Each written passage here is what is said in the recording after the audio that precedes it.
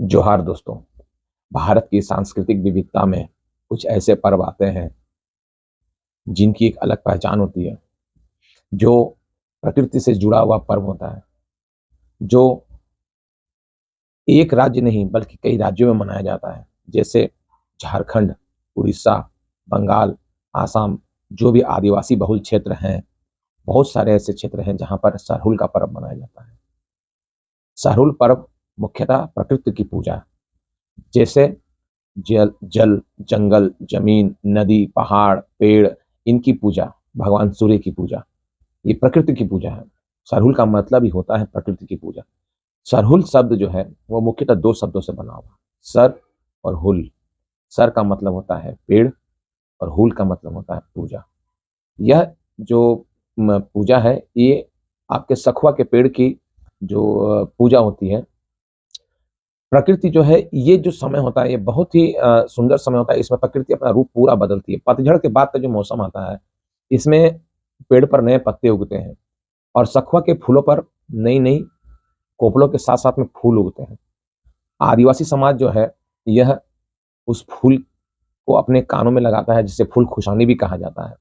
और उसकी जो डाल होती है, जिसको करम डाल कहते हैं, उसको अपने घर में रोपते हैं आंगन में, और उसके चारों तरफ नृत्य भी करते हैं। और नृत्य करने के बाद वहाँ पर उनका जो भोजन है, उनकी जो पूजा है, उनकी जो पद्धति है, उनकी जो संस्कृति है, उसके हिसाब से पूरा रीति रिवाज उनका चलता है।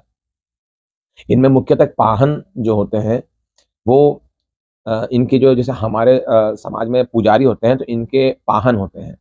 पाहन जब पूजा करता है तो उस पूजा के आधार पर वो गणना करता है कि आने वाले समय में बारिश का मौसम किस तरह का रहने वाला है। जो सामने मानसून आएगा, ये उसकी गणना करते हैं एक पानी के कलश के हिसाब से, कि उस हिसाब से ये अनुमान लगाते हैं कि आने वाले समय में किस तरह की बरसात होगी। और सरहुल का पर्व हमें बसंत ऋतु का आने का संकेत देता है। जो बसंत, पूरा पेड़ जो है नए पत्तों से भर जाता है। और यह जो पर्व है, यह मार्च और अप्रैल के आसपास मनाया जाता है। अगर हम इसको, ये अंग्रेजी महीना, अगर हम इसको हिंदी महीना के हिसाब से अगर आपको हम समझाते हैं, तो यह पर्व मुख्यतः चैत्र मास के शुक्ल पक्ष के तृतीया तिथि को मनाया जाता है। और तृतीया तिथि को ही आपको यह पर्व जो है, पूरे समाज, आदिवासी समाज इसको खूब अच्छा से मनाता है। सरना और सनातन, दोनों में कोई भिन्नता नहीं है। दोनों ही प्रकृति की पूजा करते हैं। सनातन शिव को मानता है और शिव ही प्रकृति है। तो सनातन और सरना, ये दोनों एक दूसरे के पूरक हैं। दोनों में कोई भिन्नता नहीं है। हम भी सूर्य की उपासना करते हैं, हम भी पेड़ पौधे की उपासना करते हैं, हम भी नदियों की पूजा करते हैं, हम भी पहाड़ों की पूजा करते हैं। तो सनातन और सरना में कोई विशेष फर्क नहीं है। ये दोनों एक दूसरे के पूरक हैं। इसमें पूजा की जो मुख्य विशेषता है, जैसे नदियों की और पेड़ की और पहाड़ों की पूजा की जाती है। इस पूजा में आपकी आने वाली फसल अच्छी हो, इसकी प्रार्थना की जाती है। जो सखुआ के फूल होते हैं, वो इनके देवताओं को अर्पित किया जाता है। कहीं कहीं पर मुर्गे की बलि देने की भी प्रथा है, कबूतर की बलि देने की प्रथा है, तो कहीं कहीं पर बलि की प्रथा भी है, तो कहीं कहीं पर बलि भी दिया जाता है। पूजा के अलावा यहाँ पर लोकगीत की भी प्रथा है। यहाँ पर लोकगीत गाए जाते हैं। लोक नृत्य की भी प्रथा है। सब मिलकर आपस में नृत्य भी करते हैं। साथ साथ में जो ढोल और मांदर की थाप जो इनकी बजती है, वो पारंपरिक वाद्य यंत्र है, उनका भी भरपूर उपयोग किया जाता है।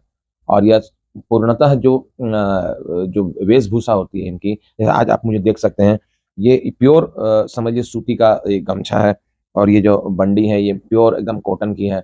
तो इन ऐसी पारंपरिक वेशभूषा में सब जो आदिवासी समाज के जो है लोग हैं, महिलाएं हैं, पुरुष है, बच्चे हैं, सब निकलते हैं। बहुत ही माने आनंददायक और अच्छा उनके लिए ये पल रहता है। अब अगर हम खाने की बात, भोजन की बात करें, तो यहाँ पर मुख्यतः दाल चावल का भोजन किया जाता है। और पेय की बात करें तो यहाँ पर हड़िया का सेवन, इनका पारंपरिक पेय हड़िया का सेवन किया जाता है। उसके बाद कई तरह का दाल बनाई जाती है, दालों का सेवन किया जाता है। और अगर बलि की प्रथा में अगर कहीं पर मुर्गे की बलि कर दी गई, तो जो मांसाहार का प्रसाद है वो बनता है इनका। तो खाने में मुख्यतः ये एक इनका जो ट्रेडिशनल रहता है, ये एक मुख्य रूप से इनकी व्यवस्था रहती है। पर्व है, ये हमें मुख्यतः सिखाता है कि जो प्रकृति है वो हमारा सिर्फ संसाधन नहीं है, ये हमारा जीवन दायिनी है, जीवन प्रदायिनी है। प्रकृति और मनुष्य एक दूसरे के पूरक है। अगर हम प्रकृति की रक्षा करते हैं, तो निश्चित तौर पर प्रकृति हमारी रक्षा करेगी।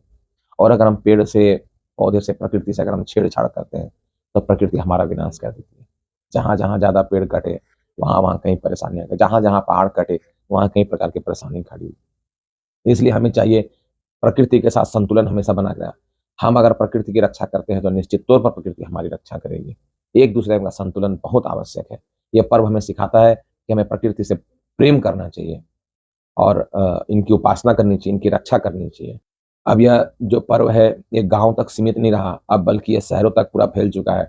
आज झारखंड के रांची, जमशेदपुर, गोड्डा, बोकारो कई ऐसे बड़े-बड़े शहर हैं जहाँ पर पूरे आदिवासी समाज के लोग अपने सरना स्थल पर, अपने पूजा स्थल पर पूरे जो दल-बल कर ग्रुप के साथ में जाते हैं और पूरे महिलाएँ, पुरुष नृत्य करते हुए जाती हैं।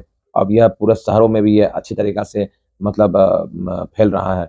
जो आदिवासी समाज के लोग बाहर रहते हैं, वो भी इसकी पूजा करते हैं। जैसे जो आज अमेरिका में रह रहे हैं, जो इंग्लैंड में रह रहे हैं, जो बाहर रह रहे हैं, वो भी सरहुल की इस पर्व की इस प्रकृति की पूजा का विशेष ध्यान रखते हैं और सही समय पर वो भी पूजा करते हैं। अंत में मैं आपसे यही कहना चाहूँगा कि यह पर्व हमें प्रकृति से प्रेम करना सिखाता है और हमारा भी कर्तव्य बनता है कि हम प्रकृति से प्रेम करें। प्रकृति का सर्वनाश कतई ना करें, अवैध खनन कतई ना करें, अवैध कटाई कतई ना करें, जल का दुरुपयोग कतई ना करें। हम अगर प्रकृति के साथ हाथ मिलाकर चलेंगे, तो निश्चित तौर पर प्रकृति हमारा हाथ थामे रखेगी। तो मेरी ये वीडियो आप लोगों को कैसी लगी, आप लोग कमेंट करके ज़रूर बताइएगा। अगर आप लोगों ने मुझे फ़ॉलो नहीं किया है या मुझे अभी तक सब्सक्राइब नहीं किया है, तो कृपया मुझे फ़ॉलो करें, मुझे सब्सक्राइब करें। जोहार।